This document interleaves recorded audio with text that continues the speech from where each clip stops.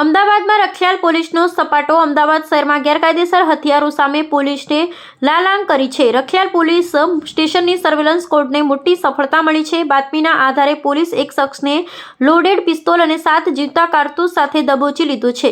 શું છે સમગ્ર ઘટના? રખિયાલ પોલીસની ટીમ જ્યારે નાઇટ પેટ્રોલિંગમાં હતી ત્યારે સૈયદવાસ બાપુનગર પાસે એક શખ્સ શંકાસ્પદ હાલતમાં મળી આવ્યો હતો.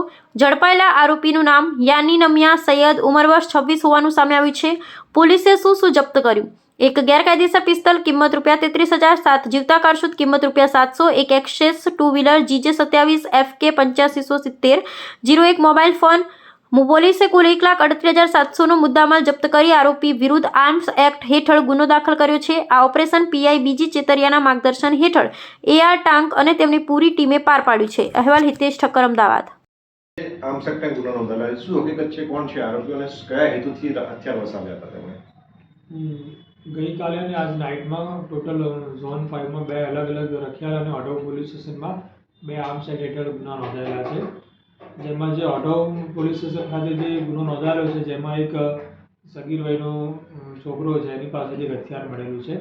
તેમાં હકીકત એવી છે કે જે કાસ્કી છે સગીર વયનો છોકરો, એની જોડે એની જે કઝિન છે એને કઝિનને કોઈ ઇન્સ્ટાગ્રામ ઉપર હેરાન કરતું હતું. તેના કારણે તેને અગાઉ એ લોકો વચ્ચે એકવાર માથાકૂટને બોલાચાલી થયેલી હતી.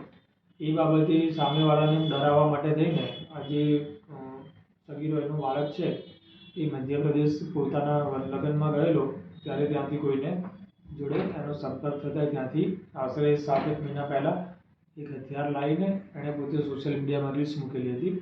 જેથી અમારી જે ઓર્ડરની સોશિયલ મીડિયા મોનિટરિંગ ટીમ છે એ લોકોને આ રીલ્સ ધ્યાને આવતા એ લોકો એનો એકાઉન્ટ ટ્રેક કરીને પછી આને પકડી પાડીને એની પાસેથી હથિયાર મેળવ્યું હતું ને એની વિરુદ્ધમાં કાયદેસરનો ગુનો નોંધી કાર્યવાહી કરવામાં આવેલી છે.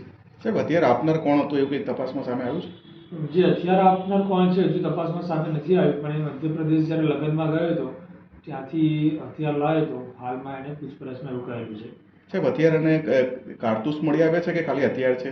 એની જોડે દેશી તમંચો એક હથિયાર છે ને એની જોડે બીજા કારતૂસ પણ મળી આવેલા છે. કોઈ જગ્યાએ ઉપયોગ કર્યો હોય એવું કંઈ સાહેબ અત્યાર સુધી? ના, અત્યાર સુધીની પૂછપરછમાં કે એણે ક્યાંય પણ ઉપયોગ નથી કર્યો. એ ખાલી પોતે સોશિયલ મીડિયામાં રીલ્સ મૂકીને સામેવાળાને ડરાવવા ધમકાવવા માંગતો હતો.